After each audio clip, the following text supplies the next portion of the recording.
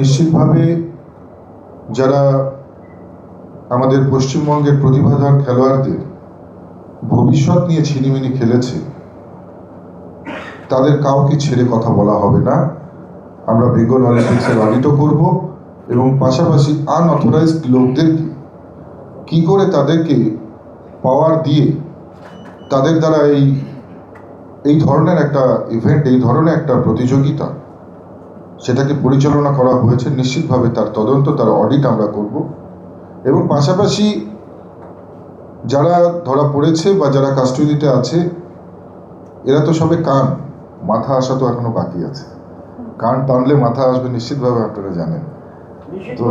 তো এটা কেবল আমাদের শুরুয়াত, যদিও এটা সাবজুডাইজ ম্যাটার, এই বিষয়ে আমি এখনই বেশি কিছু বলবো না। তবে এতটুকুই বলবো যে আমরা যে অভিযানে নেমেছি, যে ক্রীড়াঙ্গনকে রাজনীতি মুক্ত করব, আমরা নিশ্চিতভাবে আমাদের সর্বশেষ শক্তি দিয়ে আমরা পশ্চিমবঙ্গের ক্রীড়াঙ্গন এবং পশ্চিমবঙ্গের প্রতিভাধর যুব খেলোয়াড়দের ভবিষ্যৎকে সুনিশ্চিত করবার জন্য আমরা আমাদের সর্বশক্তি দিয়ে চেষ্টা করব।